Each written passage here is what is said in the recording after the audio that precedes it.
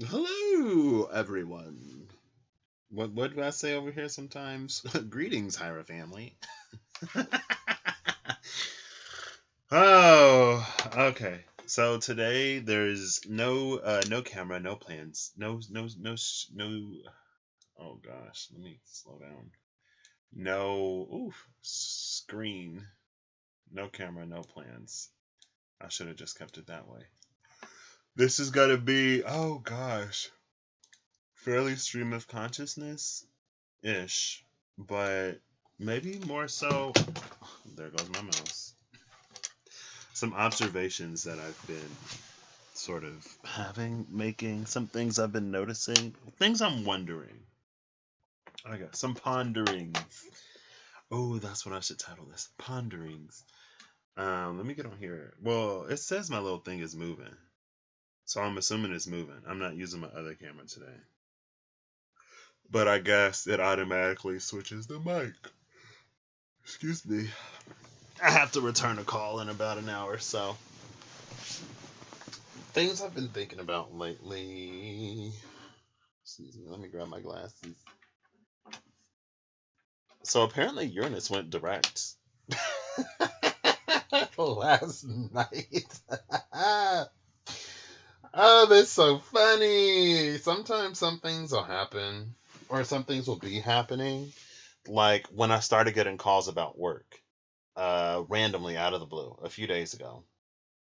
And it was the time of the new moon in Capricorn, and that new moon in Capricorn is in my 10th house, which is the house of career. So I guess it's like new moon, new beginnings. And I was talking to another one of my friends, and um, we're both Taurus risings. So I think they have Capricorn, or I think the new moon was in their 10th house as well, and they also had some career stuff come up. And I was like, oh, astrology, right? But I didn't know that Uranus went direct last night, and it's about to conjunct Mars here pretty soon. Now, excuse me,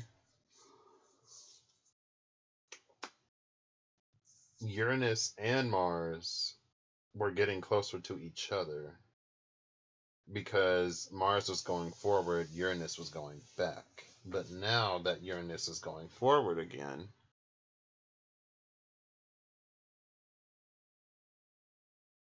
then that might mean something. What else? I haven't really looked at the astrology in a minute. There's a Capricorn stellium and Aquarius stellium, which is interesting. So Saturn is packed.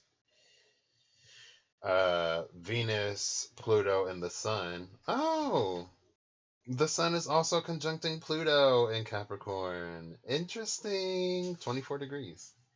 So I think the new moon happened like a degree and a half, maybe, away from Pluto. So Sun, Moon, and Pluto conjuncting in Capricorn, and everything was conjuncting Pluto in Capricorn last year. So I guess with the Sun being in the space of that conjunction now, we're going to be seeing everything coming to the light of day. We're going to be seeing how things play out.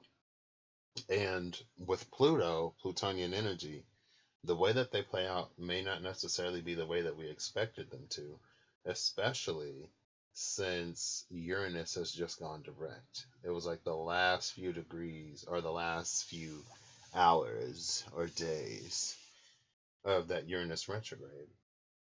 Also, I think Venus and Mars trined in earth signs instead of fire signs. I never checked the astrology. I was just like Venus is moving like fairly quickly right now. So Venus is probably going to be in Sagittarius when it trines Mars and Aries later degrees, but I think it happened like very, very, very early Capricorn, which is where that no, because that was 0 degrees Cancer. That solar eclipse last year. Excuse me. But them trining in earth signs instead of fire, I feel like it gives a greater grounding potential for things between for masculine feminine creation rather than it being like an act of passion or something in the moment that fades just as quickly in a fire sign. And then there's Saturn, Jupiter, Mercury, and the moon currently in Aquarius. And Mercury is about to retrograde in 2 weeks and 2 days. It's going to be, what's that, 26 degrees, 26 and a half degrees Aquarius.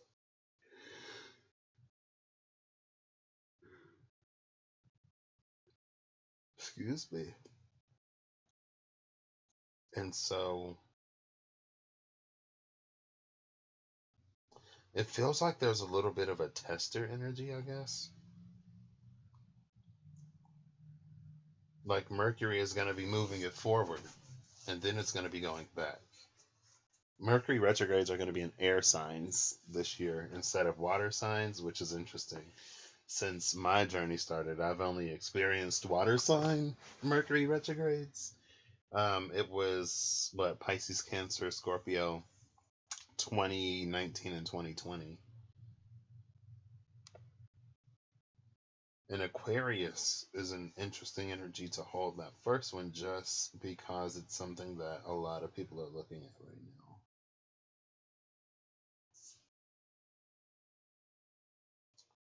Also, I feel like we're in a moment of significant choice right now.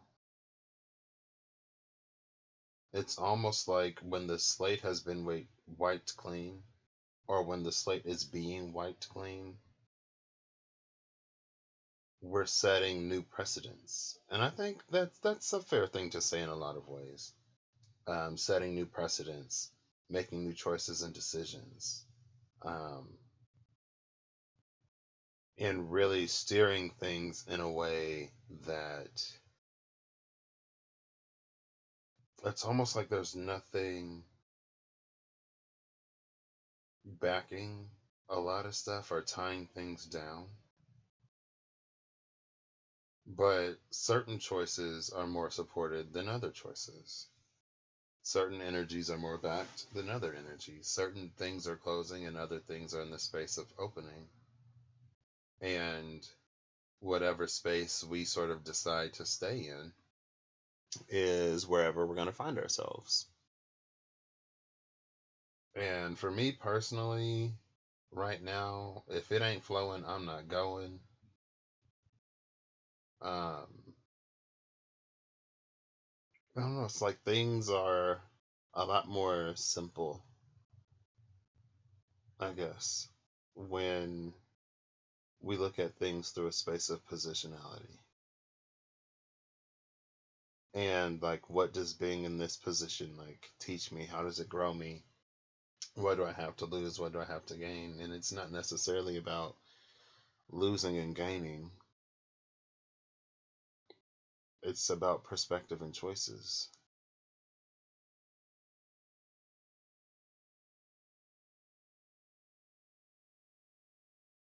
And one of the things that I've been saying is that like I want my next opportunity to come to me.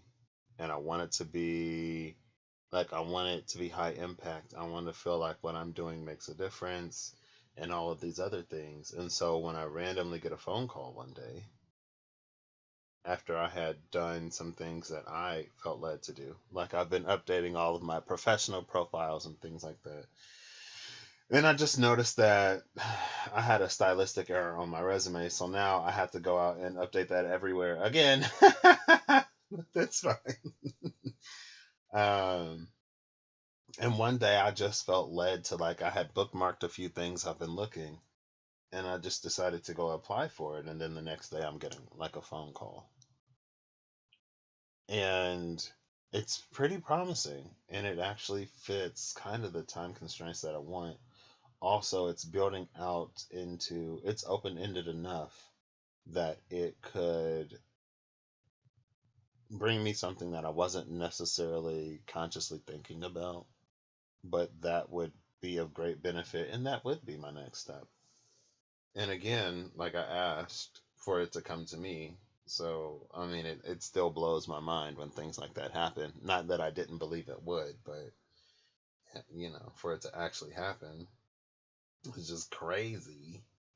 Also, I think it's been a lot of,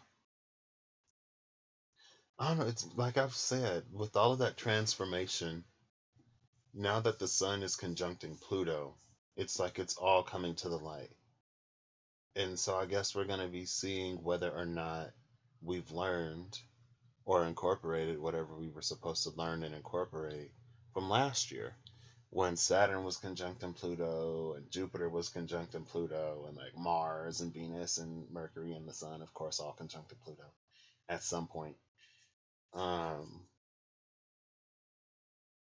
it kind of felt like Pluto was masterminding the whole thing because only Pluto really had access to the depths of information and the depths of what needed to be corrected, amplified by Jupiter, and then sort of like set into motion or not plotted, prepared, scheduled, planned for by Saturn.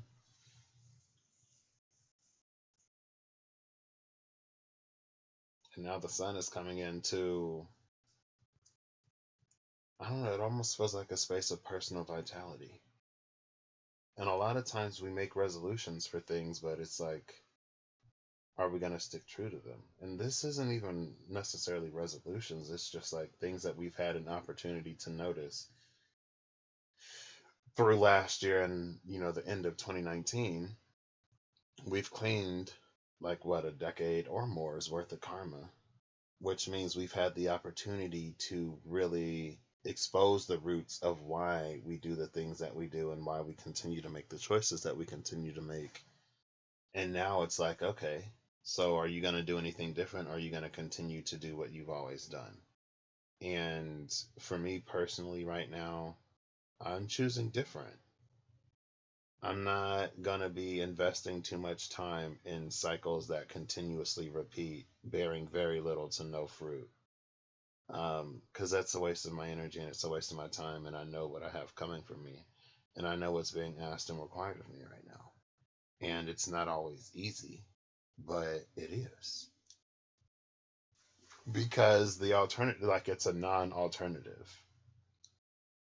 And it's like, as I'm doing this, as I'm, looking for work and looking at all these places that I would be potentially relocating to, a lot of unknown things are still there. Now, I am positioned like infinitely better to handle all of that unknown stuff now than I was when it was more of an issue. Granted. Um, but I guess like the concerns still pop up. They're just not like, they don't hinder me anymore.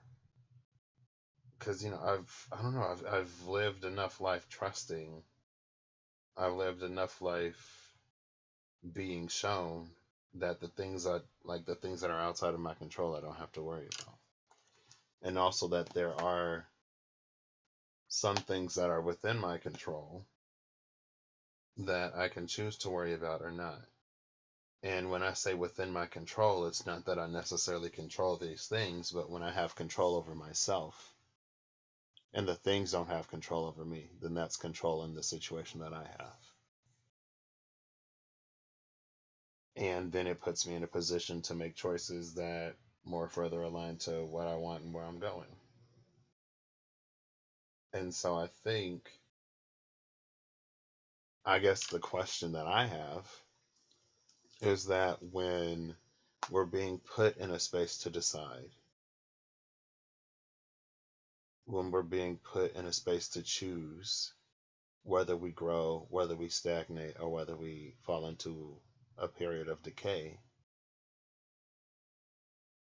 how much is there for spirit to do or say,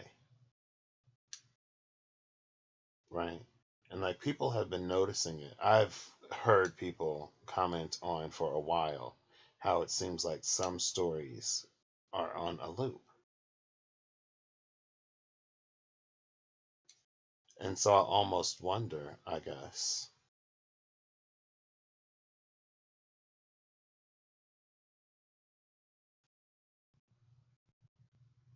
if some other things have been looped. And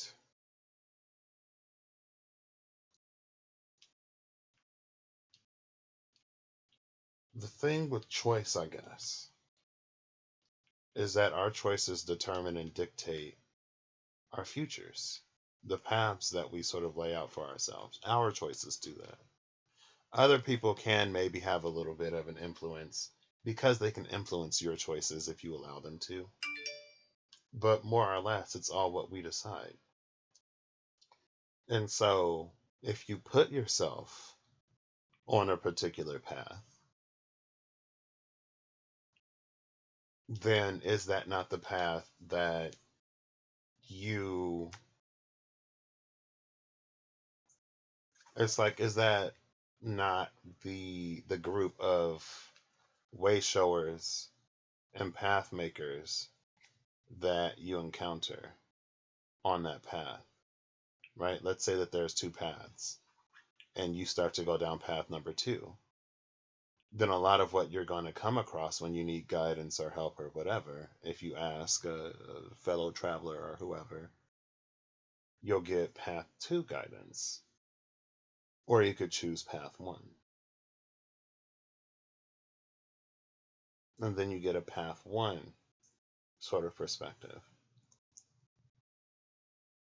But it's almost like we're in a place where either the paths haven't diverged yet, or they are sort of like overlaid on top of each other. And so it's like,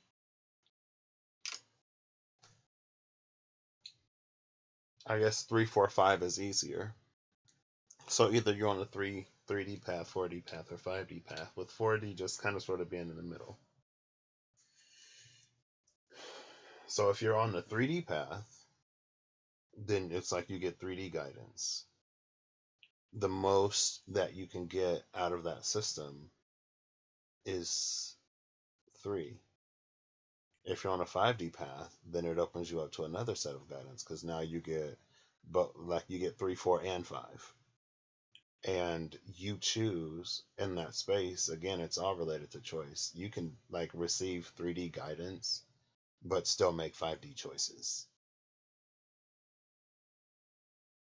And there have always been people who have thought outside of the box, lived outside of the box, or made choices that weren't immediately available. And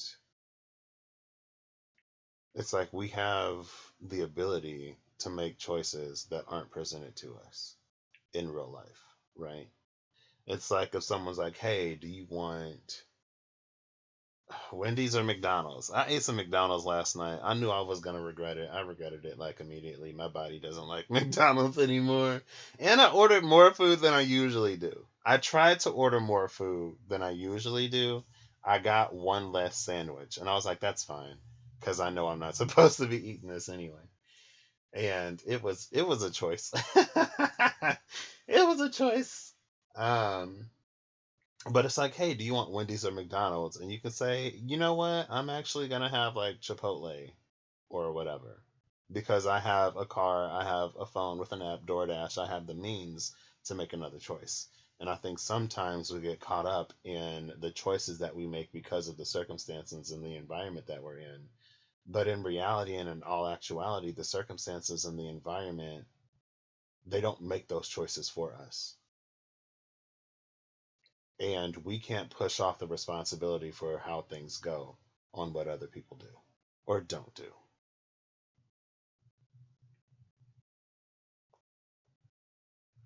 Because we always have choice. And I think that's one of the things that I know I was talking to one of my friends the other day. I was like, I'm coming into the realization of the power of choice. And she also made some choices. And it was interesting. I did like a 3 to 4 hour 3 to 4 hour 2021 read for her. And I used one of the spreads that wasn't necessarily defined because I love leaving things partially defined or undefined, because it's like the framework is there, but we work with whatever material we have. And then it gives us a more unique, adapted to this environment or that environment. Um, I don't want to say solution, but forecast? Sure. And it was really interesting because I feel like hers was laden with choice. And it was like you can choose to look at it this way or you can choose to look at it that way. And the first time, like, we looked at the past, and the past was gorgeous. And she was a little confused. She was like, I don't know why the past looks so good. Now, for me, sometimes things can come in a number of perspectives. If things come from a self perspective, sometimes maybe the past looks really hard and it looks challenging, it looks dark, it looks rough. But if things are coming from a higher perspective, a higher self perspective, a spiritual perspective, then the past can look better because of what it positioned us to have, be, or to choose. And because the past was what it was, we'll make, let's say, 5D choices moving forward. Now, a 5D choice is still a choice, right? 5D choices aren't made for us. And I think it's interesting that, hearing people talk about the age of Aquarius again, and how we're all going to be these spiritually enlightened beings and things like that, and hearing people talk about oneness, but also hearing people dismissing other people. And I don't know, in my mind, it doesn't really make much sense. But, that's something that we already do to ourselves anyway. There are certain parts of ourselves that we dismiss, that we repress, that eventually become the shadow or whatever.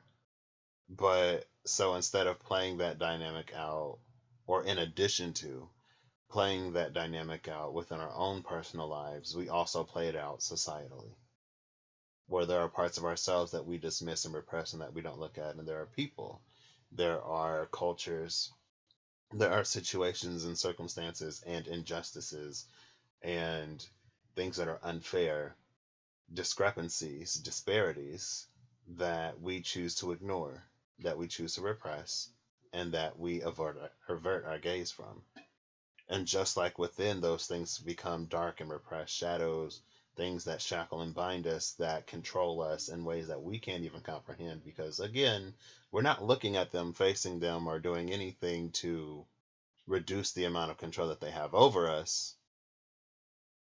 It continues to drive us. And if we're looking at a chariot, I feel like the way that we talk about the light typically, like, you have to go to spirit, you have to go to God, you have to pray to the angels. They don't just intercede on your behalf without your permission. And if we're looking at the chariot, a horse of light and a horse of dark, and if the horse of light needs permission, then the horse of darkness is driving that. And again, it seems like a lot of times when people are faced with the opportunity to confront that, they choose to not. So it continues to drive. And I guess there's a question of like partial permission, or but I don't see, again, it's like if we're supposed to all be coming into this age of Aquarius mastery, whatever, in my mind, it doesn't make sense for us to ignore the world around us. And a lot of times people will say, as above, so below. But what is also true is, as below, so above. And we live in a world in the middle. And so we can't ignore what is below us as we strive to go above, just as we can't ignore what is above us as we strive to comprehend and understand and bring context and healing to what is below.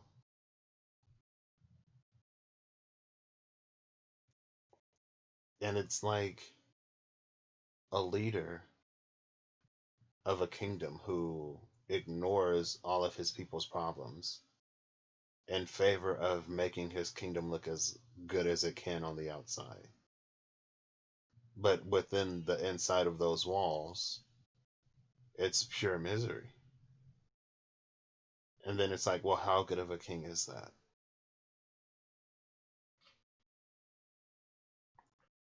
And is that a king who would be in line for emperordom? It's like, if you can't run a kingdom, how are you supposed to run an empire? If you can't handle the concerns of the people within your kingdom, how are you supposed to hold an entire empire? And again, I feel like a lot of times we think of like oneness, we think that it collapses on ourselves. And I don't think that's necessarily the case. But again, a lot of things are paradoxical in nature. While that is true, it is also not true. And oh, something else just came to mind, but I lost it. Talking about oneness collapsing on us. I don't know. It came and then it went within a breath. But it's just, I don't know, it's kind of wild to me. But maybe that's also the thing about more like indigo child types of people, or people who resonate more to indigo energy, which is all about like, bucking the system and rebellion and all kinds of things like that. And I guess the question that I always have for someone like that is like, what happens on the day where you no longer have to fight? What happens on the day when the systems become more right? Will you continue to rebel? Will you rebel against a just system to make it more unjust? Because that's all you do. You rebel and you riot, and whatever you're presented with, you go for the opposite. And it's like, what happens when you're heard? What happens when things start to shift in your direction? What happens when you've accomplished whatever it is you've come to accomplish? Do you continue to rebel?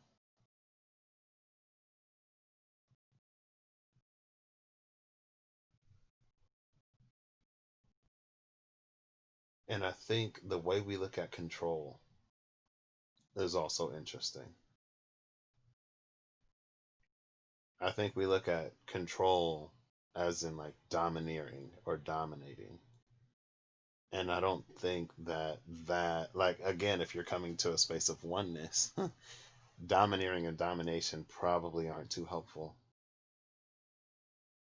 because it's about taking all parts into consideration and making a choice and making a decision and choosing a direction. There are things that are within our ability to influence or impact, and there are a lot of things that are outside of that. And all we can do is make the choices and decisions for us. The choices and decisions for other people, it's theirs to make. And they should be honored and respected, just like our choices should be.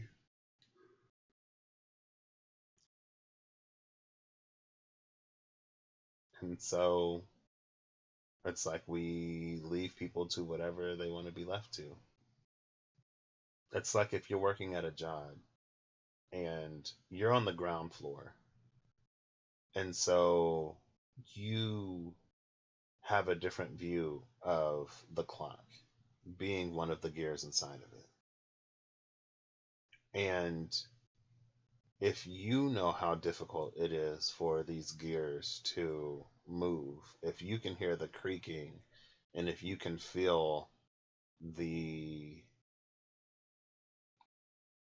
the dryness of these gears, like if you know that they need to be lubricated or cleaned or something like that because of how difficult it is to actually get them to turn, and you try to tell someone who is looking at the clock face, who can't even see the gears, all they see is that the seconds and the minutes and the hours tick and tock when they're supposed to, then it's like, well, how do you convince them that something inside the clock needs fixing when all they see is the operation on the outside?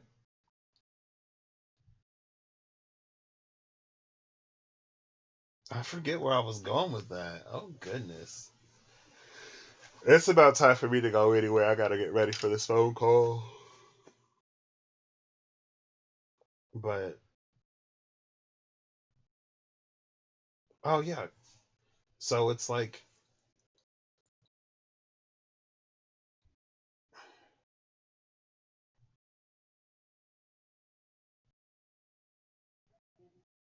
I don't, it's just a question of like, how can you choose to ignore or bypass things and claim any kind of anything? This is probably exactly how we ended up in this place in a lot of ways. And historically, because we have history to prove, our history to show, that those who chose to blame or bypass or ignore typically ended up regretting it. And there's a lot that's already happened that we have to regret.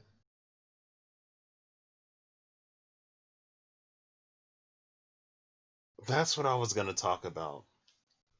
I think I think the common um, interpretation of oneness is interesting because a lot of times when it comes to diversity or when it comes to people with differences, there'll be this argument of we have more in common than we do differences. We're all the same. We're all human. But I think there's a little bit of an argument that runs behind that that is like, you have to be me or like me to be considered human or to deserve anything or to have any rights or to have a voice or to be present or to be acknowledged.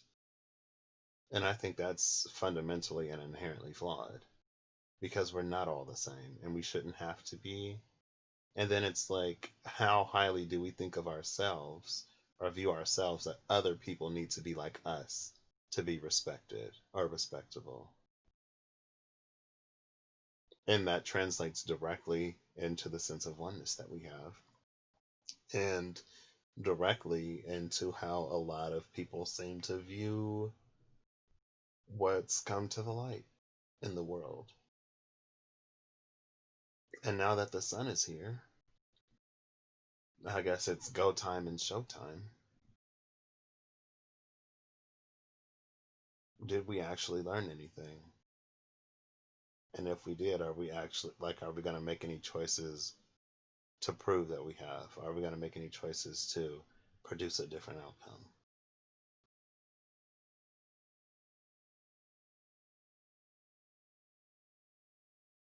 That's what Astromatrix, I got a notification. It was like Uranus direct, buckle up. And I was like, oh, buckle up. That's something I've been seeing and hearing lately. I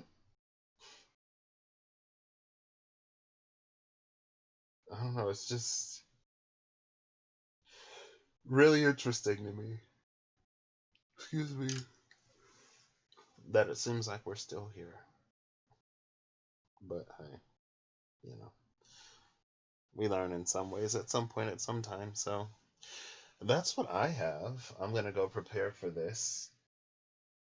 I wish y'all the best. I hope that you make the choices that set you on better and better and better. I hope you face the things that need to be faced, embrace the things that need to be embraced, that you no longer run or distract, that you take charge of the things that you can take charge of, and that you come to discover, I guess, your place in all of this. Because maybe your place lies in an area in which you've never looked for whatever reason.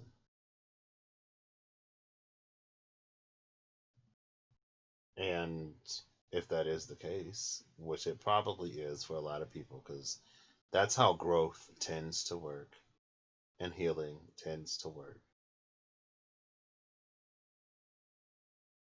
then hopefully, I don't know, again, it's like if I guess if it never happens, we just find whatever we can find outside. And that's what a lot of people do as well. They don't chase their dreams, they don't go after what actually fulfills them.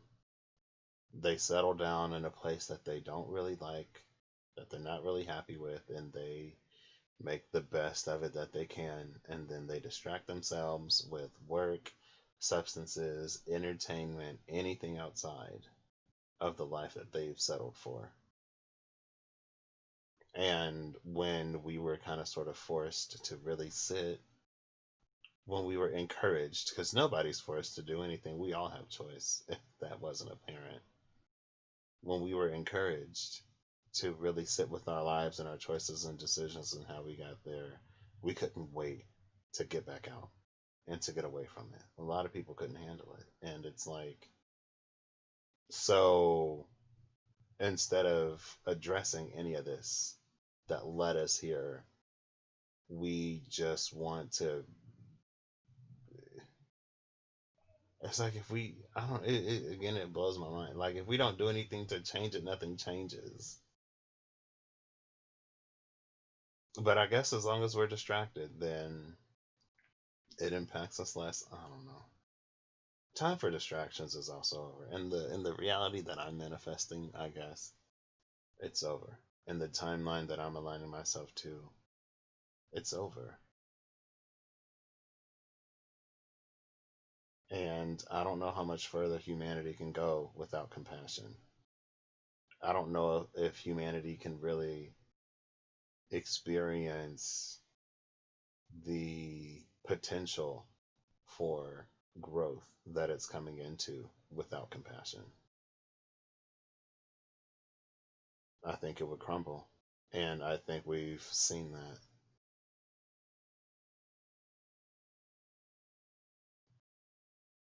Or we haven't, because it was a lot and it was overwhelming, and maybe we weren't able to process or differentiate one thing from another. Maybe we didn't care. Maybe we just wanted to get back to whatever it was that kept us so placated and complacent in the first place. Because I guess if we could have faced it, we would have faced it, right? I don't know. I don't mean to sound so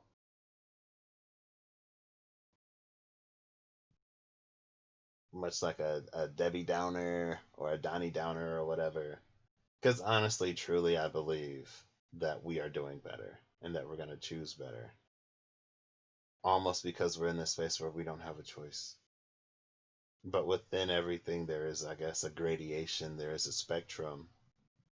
Nothing is going to be singular. So, and it doesn't have to be.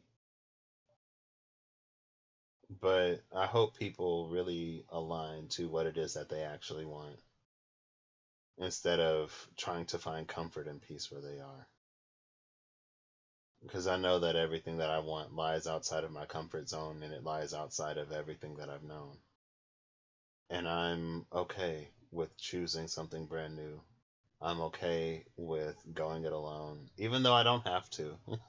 Shout out to the amazing and wonderful people that I've met. I've met someone like We knew each other before our journeys began. Our journey started at the exact same time. Our journey started within the same time period, separately. We reconnected early, discovered that we were both in the process of beginning our journeys, that we had both begun them at the same time, and we're still together. We've never fallen apart. We've never, like, we've had lots of challenging conversations. We've called each other out on a lot of stuff, but it's always love, it's always compassion, it always comes from a good place. Like, it's never malicious. We never use the other person's past against them. And what I've heard a lot of people say you won't find on a journey like this, I found in her. And I'm extremely grateful. And we tell each other all the time how grateful we are, because that's one of the only people who I've had that experience with. A lot of other people I've come across in this journey, it's just like, I don't know. There's too much that I want, and there's too much that I'm not willing to settle on for me to stay stuck or stagnant and still for too long in anything. And I'm not the type of person to force anyone to do anything that they don't want to do, or to it's like, wherever we are, that's where we are. And wherever I want to be and wherever I'm going, that's where I'm going. And if our paths diverge, they diverge, and it doesn't have to be nasty or whatever. It's just it's run its course. But to have someone who, even though our paths are very different in some ways, it's like they align because of the authenticity and because of what we do. It's like, when I guess when we're both getting closer to who we are, when we're both facing those challenging and dark things, when we're both encouraging ourselves and each other to face it and to do more and to be more, as we both get closer and closer to who we are, with less and less sidetracking and distraction, then even though the outcomes are different, the paths are similar, right? It's like we may come across different monsters or caves or detours, but our paths are similar. And our paces are similar, which is really nice. Again, it's really nice to not have, or to be able to have someone who is also in a space to challenge narratives, self narratives, and to challenge experiences, and to not just circle the drain for however long, and to be like, you know what, like, I'm gonna break this cycle and I'm gonna move forward. I'm actually gonna take from this what I need, and anything that I have to face, no matter how personal or scary or how much I don't want to face this thing, I'm gonna do it because it's time for me to move forward. And it significantly expedites a lot of things. But that's the power of choice.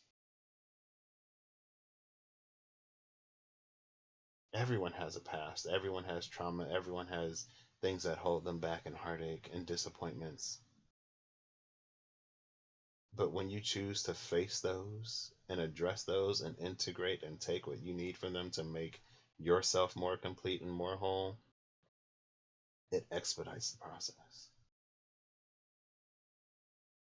And I've been thankful and grateful to have her, um, I guess, experience to learn from.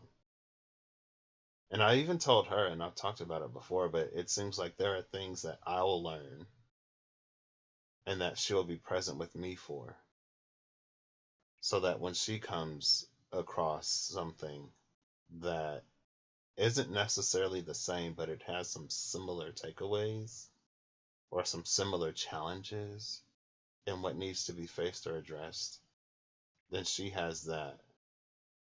And the same is definitely true for me. And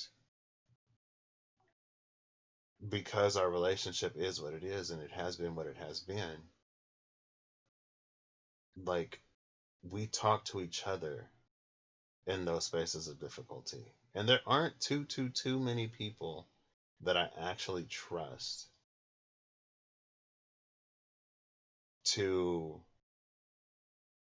be there for me in a way that I need when I'm actively going through something.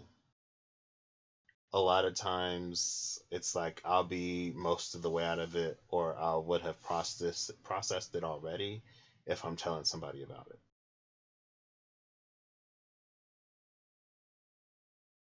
But yeah, it's a blessing to be able to have someone like that on my journey. So hopefully you can find someone who will do the same for you, I guess, if that's something that you're interested in. Or you can buy into the narrative that, it's a long journey and there's going to be purges and death cycles and no one's going to be there and it's lonely and whatever. You can buy into that too. You can also buy into everyone's out to get you, everyone's against you, and they're all jealous or envious or whatever. You can buy into that. You can buy into there's no one that you can trust, and whatever you want to buy into, whatever space you want to make choices from, whatever information you want to inform the direction that you're heading in your life, you're free to do that. So, I don't know, like I said, I just hope you choose what you want. Because some people don't want to be happy, some people want to be miserable, some people find comfort in misery. I used to be one of them. For a very, very, very long time, I was. But that's not who I am anymore. And that's why I feel so comfortable making uncomfortable choices and decisions. That's why I embrace challenge. And why I can see the things, or I can choose to begin to see the things in me that I don't see when they're presented to me. So then I can make another choice, a more informed choice. And self love was a huge lesson last year. Now that the sun is in Pluto, I'm living it. And I don't know, sometimes I feel like it can be taken to be a little cold. But it's just like what I'm not willing to sacrifice my own happiness for anymore. And I'm not willing to sacrifice my happiness for someone else's. If we can't mutually be fulfilled and happy, then it's not something worth carrying forward. Life is too short and unpredictable. Find what resonates and take that forward. So, that's what I got. That's what I got for now. I might pull a few cards later because I'm kind of feeling like it. I want to pull the Diceology cards just to see what pops up. But I'm going to go make this call and then I'll probably be back after. So, bye.